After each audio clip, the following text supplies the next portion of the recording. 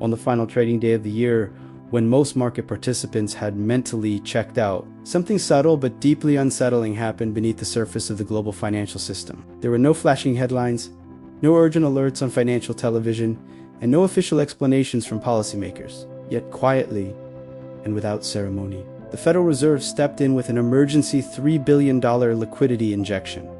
It was off-cycle, it was unannounced, and it was executed on December, the single most sensitive day of the financial calendar. At the same moment, thousands of miles away, China removed 41 tons of physical silver from public vaults, effectively pulling it out of global circulation. These two actions, taken together, reveal a story far larger than price movement. They expose a structural fault line forming at the heart of the global silver market. To understand why this matters, we must first abandon the surface-level narrative that markets are driven purely by charts, indicators, and sentiment. Modern financial markets are not governed by price discovery alone. They are governed by liquidity, leverage, and confidence. When those three elements function smoothly, markets appear calm. But when liquidity tightens, leverage strains, and confidence erodes, the system begins to reveal its weaknesses. December 31st is not just another trading day. It is a settlement deadline. It is a regulatory checkpoint. It is the moment when balance sheets are examined and obligations must be honored. Emergency action on this day is never routine. It is a signal that something failed quietly behind the scenes. The Federal Reserve does not inject liquidity on the final day of the year unless the private market cannot or will not provide it. Banks lend to each other every day, but they only stop lending when counterparty risk becomes uncertain or collateral quality. An emergency repo operation at year-end tells us that someone needed cash immediately and could not obtain it through normal channels. This is not about stimulus. It is about survival. Liquidity injections at moments like this are designed to prevent cascading settlement failures, not to move asset prices. When the Fed acts silently, it means reassurance would have drawn too much attention. At the same time this emergency liquidity was being injected into the Western financial system, China was doing something fundamentally different. Rather than adding liquidity, China was removing metal. 41 tons of physical silver were withdrawn from public vaults, reducing the amount of silver available to back paper claims. This was not speculative trading. This was not retail demand. This was strategic accumulation. Once silver leaves a public vault, it no longer supports futures contracts, exchange-traded products, or unallocated accounts. It becomes unavailable to the paper system entirely. That distinction is critical because the modern silver market is not built on physical supply. It is built on promises. For every ounce of physical silver that exists, there are dozens, sometimes hundreds, of paper claims layered on top of it. Futures contracts, options. This structure works only as long as participants remain confident that delivery will never be demanded at scale. The system depends on rollover. Contracts must be settled in cash, not metal. As long as confidence holds, price can be managed and volatility can be absorbed. But when physical availability tightens, the system becomes unstable because paper claims multiply while real metal disappears. This is where the divergence between East and West becomes impossible to ignore. When stress appeared, the West responded with liquidity. The East responded with ownership. One side attempted to stabilize confidence by expanding the balance sheet. The other side reduced exposure by securing tangible assets. These are not equivalent responses. Liquidity buys time, but it does not fix structural shortages. Physical accumulation removes optionality from the system. When enough metal leaves circulation, price becomes less meaningful than access. This is why physical demand behaves differently from speculative demand. Industrial users, sovereign entities, and strategic stockpiles do not care about short-term price fluctuations when supply security is at risk. They care about availability.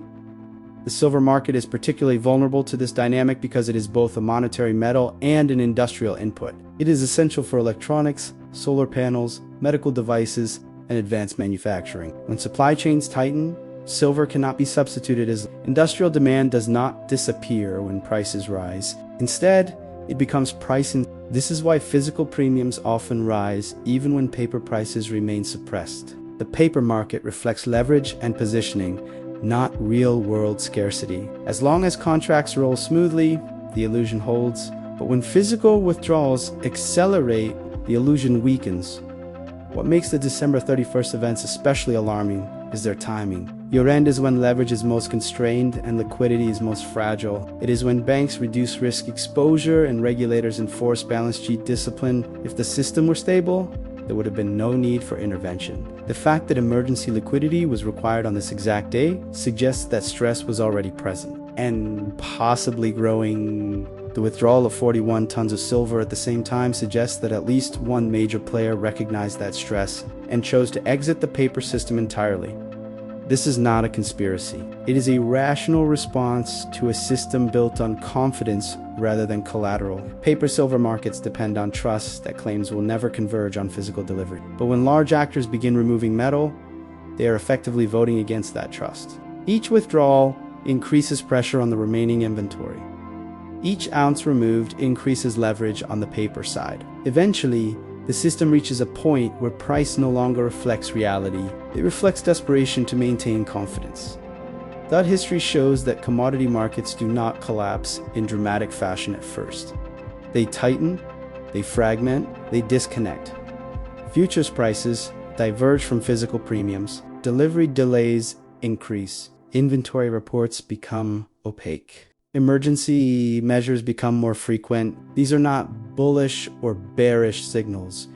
They are systemic warnings. The December 31st liquidity injection and China's physical withdrawal were not isolated events. They were part of a broader pattern indicating that the silver market is entering a new phase. That phase is defined by availability over price. In such an environment, volatility becomes less important than access. Liquidity injections may continue, but they will increasingly address symptoms rather than causes.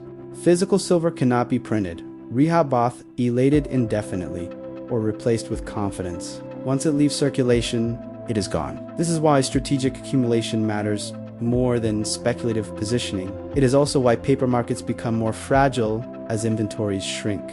The events at year-end were a signal, not of imminent collapse, but of growing strain. The West attempted to hold the system together with liquidity. The East chose to step outside that system entirely. One approach extends leverage. The other reduces risk. Over time, these paths diverge further, and when confidence finally breaks, it is not liquidity that preserves value. It is ownership. This is not about fear. It is about understanding structure. Markets do not fail because prices fall. They fail because trust disappears.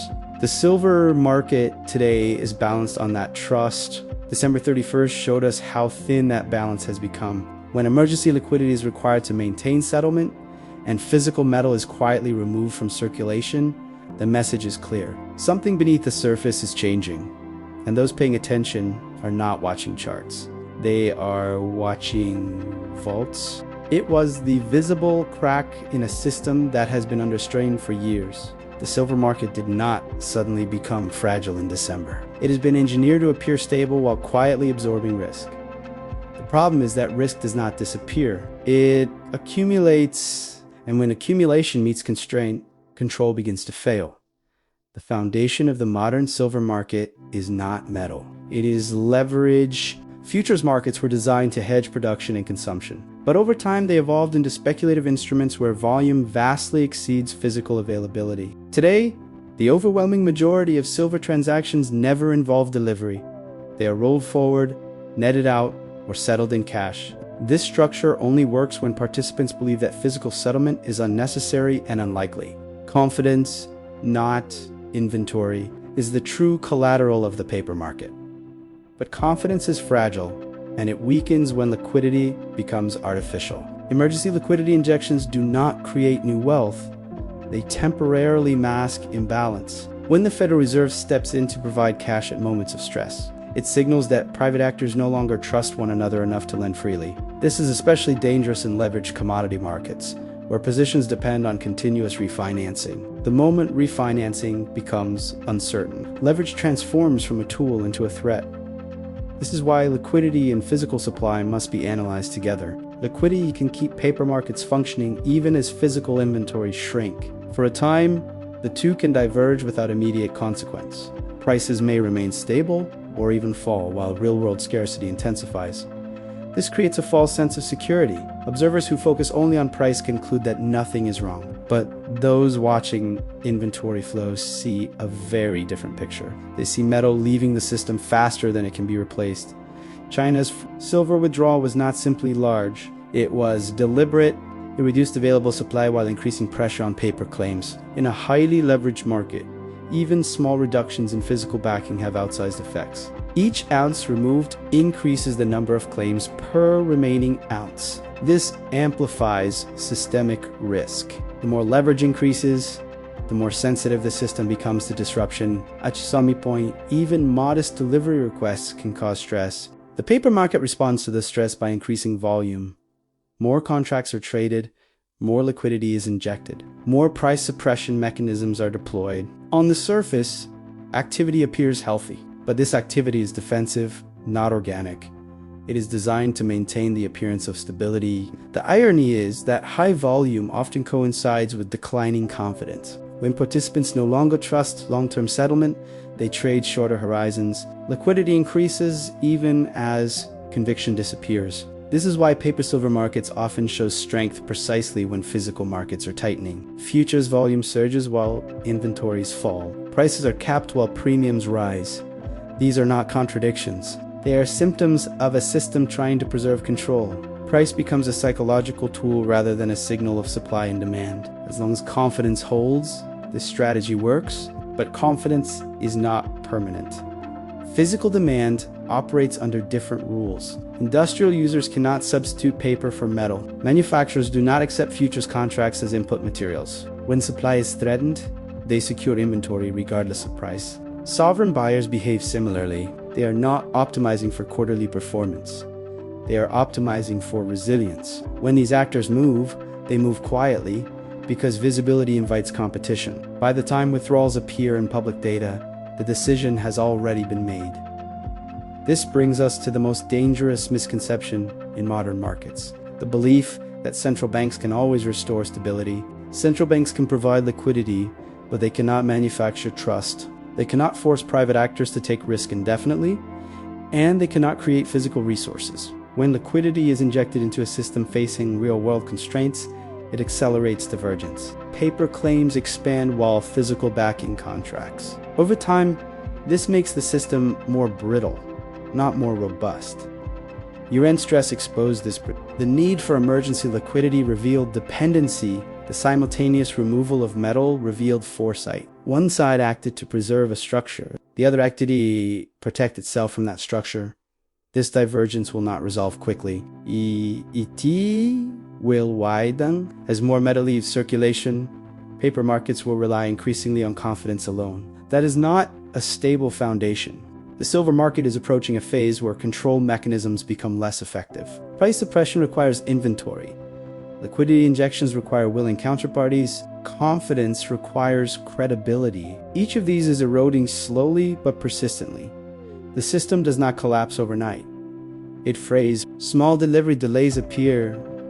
Spreads widen. Physical premiums decouple from futures prices. These signals are dismissed at first, then they become impossible to ignore. What makes silver unique is that it sits at the intersection of finance and industry. It is both a monetary hedge and a production input. This dual role ensures that demand cannot be fully financialized. Even if investors step back, industrial consumption continues. This creates a floor beneath physical demand that paper markets cannot eliminate. When financial confidence weakens, industrial necessity remains.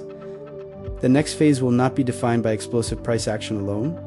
It will be defined by availability. Who can obtain metal, in what quantity, and at what premium? Paper prices may remain subdued longer than expected, precisely because they are being managed, but physical markets will tell the real story. When access becomes constrained, the relevance of paper pricing diminishes. The lesson of part 2 is simple but uncomfortable. Liquidity is not strength. Volume is not health, and price is not truth.